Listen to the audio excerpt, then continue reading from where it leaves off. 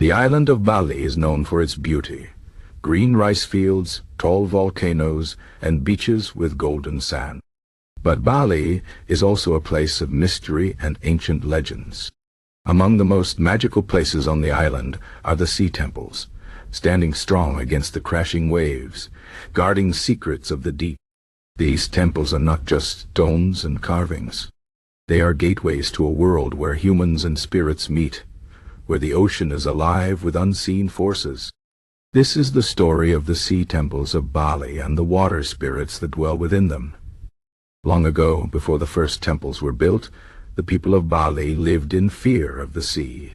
The waters were unpredictable, bringing both life and destruction. Fishermen would vanish without a trace. Storms would rise without warning, swallowing entire villages. The people believed the ocean was ruled by powerful spirits, some kind, some vengeful. They knew they had to find a way to live in harmony with the sea, or it would consume them. A wise priest named Nirartha came to Bali from Java. He saw the suffering of the people and understood their fear. He knew that the spirits of the sea were not evil, but they demanded respect.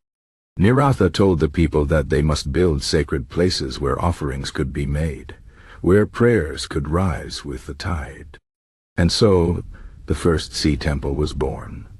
Tanah Lot, the temple on the rock in the sea.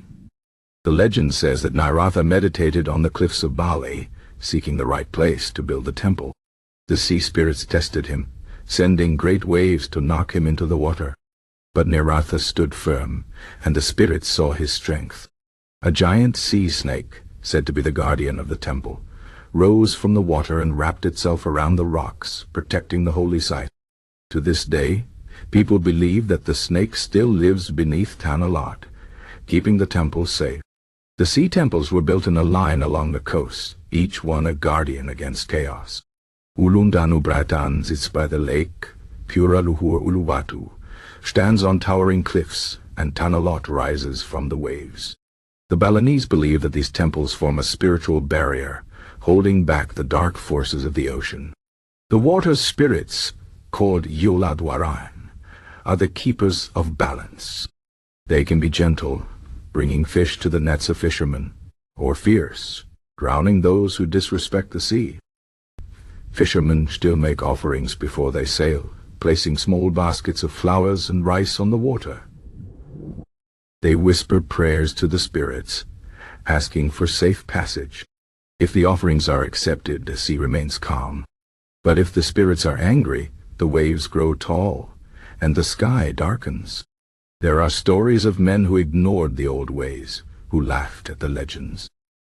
They went to sea without making offerings, and they never returned. The people say the Jaladwara took them, pulling them into the deep where the spirits dwell. One of the most famous tales is that of the goddess of the South Sea, Dewi Danu. She is the queen of the waters, both beautiful and terrible. Some say she appears as a woman with long black hair, riding the waves under the moonlight. She controls the storms and the tides. When she is happy, the sea is full of fish, and the rains nourish the land. But when she is displeased, she sends floods and whirlpools. Long ago, a fisherman named Ketut saw her one night. He had been lost in a storm, his boat nearly sinking when a soft light appeared on the water. A woman stood upon the waves, her hair flowing like the currents. She looked at him with eyes as deep as the ocean, and spoke without words. Ketut felt her voice in his heart, telling him to follow. She led him safely to shore, and when he turned to thank her, she was gone. From that day on, Ketut left the finest of his catch as an offering, and he never feared the sea again. But not all encounters with the water spirits are so kind. There is a story of a village that once stood too close to the shore. The people were greedy, taking more fish than they needed, throwing trash into the water. The elders warned them to stop, but they did not listen. Then one night, the ocean roared like never before. A great wave rose, taller than the coconut trees, and crashed upon the village.